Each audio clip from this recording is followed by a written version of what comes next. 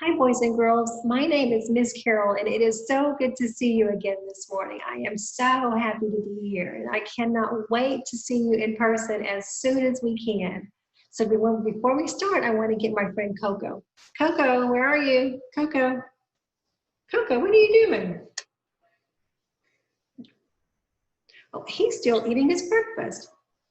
Coco, what do you have for breakfast? Oh, look, he's got blueberries. Those are so yummy and so healthy for you. That's a great choice. So what have you guys had? Have you guys had your breakfast yet? What have you had for breakfast today?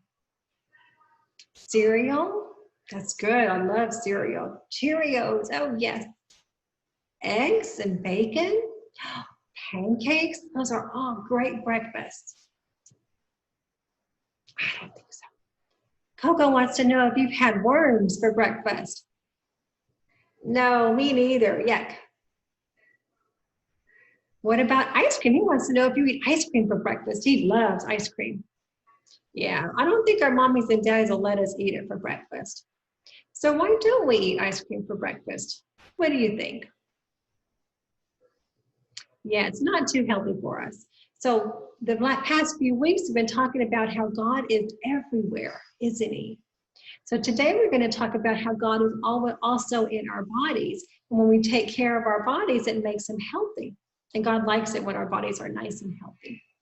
So let's see what the lesson is today. All right, we'll say bye to Coco. We'll see him before we leave, okay?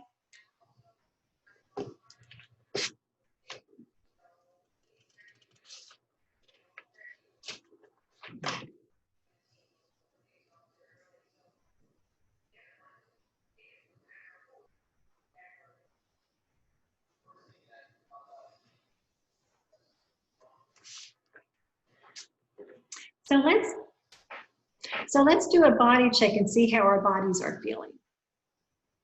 So how are your hands feeling? Shake your hands. Yeah, can you feel God in your hands? Yeah. And how about in your feet? Can you feel, stomp your feet? Can you feel God in your feet? Yeah. So today we're gonna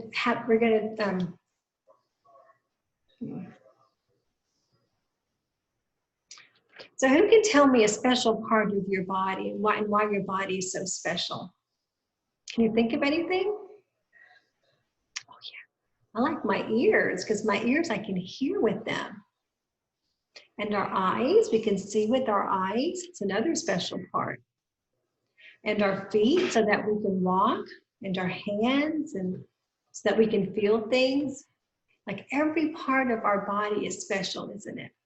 So today we're going to do a meditation. We're going to feel all the different parts of our body, okay? So if you want, you can lay down on the floor, the pillow, and close your eyes and turn the lights down a little bit, and we'll do a little meditation, okay?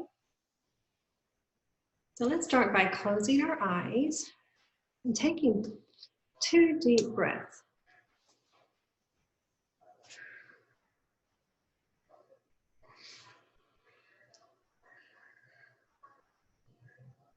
So can you feel your little toes? Can you feel the energy in your feet? So let's think about our feet and feel a little bit of energy just getting warm and cozy. So let's feel that warm energy come up through our legs, through our tummies, and through our arms, and through our heads. Oh, don't you feel all nice and cozy with that nice warm energy? So now God can feel like energy too. So let's do it again, but let's feel God's energy in our body. So let's think about our feet. And this time, think of God's sizzling energy in your feet. And feel that energy coming up through your legs. Doesn't it make your legs feel like dancing? Then it comes up through your body and it makes you tingle all over. It makes you shake a little bit. Then it comes up through your hands and it makes you wave your hands and get all that God energy in your hands. And then we can feel the God energy in our head and it makes us shake our heads a little bit. Oh, that God energy is so nice and tingly all over. It just makes you want to dance.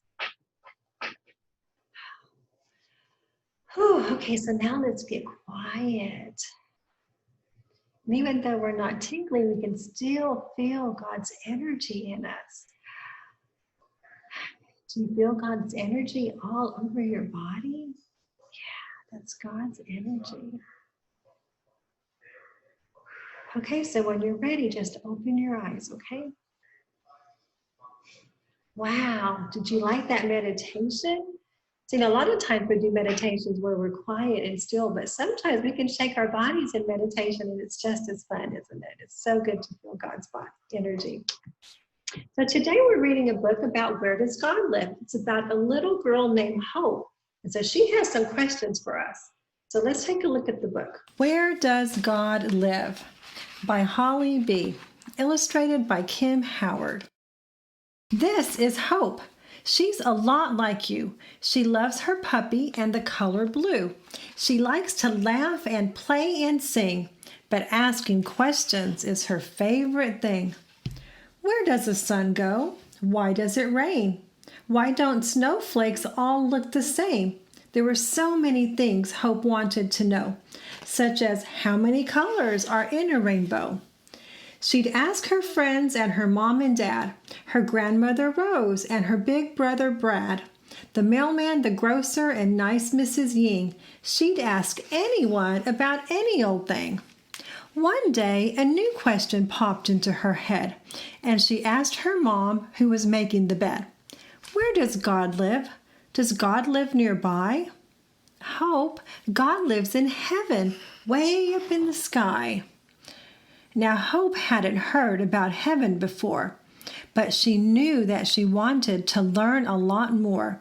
So she went to the meadow to have a few words with sweet Mrs. Peep, her favorite bird. Have you seen heaven way up in the sky? Have you ever seen God when you fly far and high? I've seen clouds and stars and skies of blue, the moon and rainbows and lightning too. I've never seen heaven, though I've flown far and near. But the sky is so lovely, God has to live here. Hope thanked Mrs. Peep and went down to the stream to see Mr. Frog, who was chubby and green. "Where does God live?" she asked Mr. Frog. He looked up and smiled as he sat on his log. "Look at the flowers, the wide open spaces, the trees and the butterflies, those beautiful places.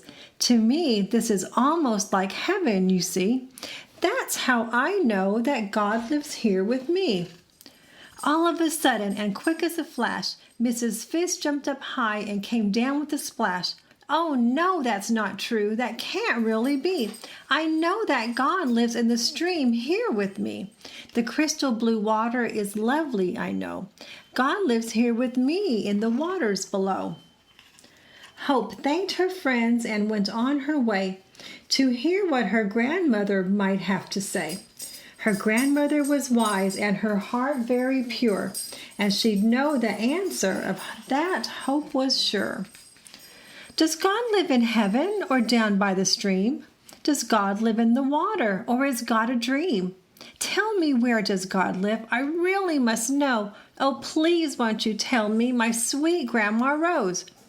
Her grandmother smiled as grandmothers can, and softly she reached out for Hope's little hand.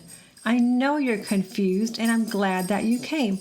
Now listen real close, and I'll try to explain. You know God made everything, seen and unseen, the wind and the sun and the meadows so green, flowers and stars and oceans of blue, trees, birds and rocks, and all people too. And when God makes a person, a star or a wave, a part of God stays with whatever God's made. So God lives in the sky, in the meadow and stream. God lives everywhere, and God isn't a dream. God lives in the frogs and the birds and in you. When you're looking for God, it's easy to do. God lives in all things that you see, hear, or touch. God lives in all people. God's in each one of us. And when you meet people who are loving and good, they're letting God out just as everyone could. And if you meet people who seem hateful or bad, they've forgotten God's here. That makes God sad. God is gentle and loving and cares for us all. God gives us the strength to get up when we fall. God is always around to help us find truth, whether we're old or still in our youth. God's your best friend, Hope. God really cares. So make sure every day to take time for your prayers. How should I pray, Grandma? What should I say? I want God to hear me. What's the best way? Her grandmother hugged her and said, "Precious you, just speak from your heart, Hope. It's easy to do. Tell God your wishes, your fears, and your dreams. Then thank God for all of your favorite things. Ask God to guide you in all that you do, and be thankful for all of the love God sends you." Hope kissed Grandma Rose and went on her way. She had no more questions, at least for that day. And on her way home, she saw God in all things, in the clouds and the flowers, and in nice Mrs. Ying. And later that night, when Hope went to bed, she closed her eyes slowly and bowed down her head. Dear God, thank you so much for this wonderful day. Thanks for the friends who showed me the way. Please help me tomorrow in all that I do. And don't forget, God, how much I love you. The end. Wow, wasn't that a great story? Did you like it? Let's see if Coco liked it.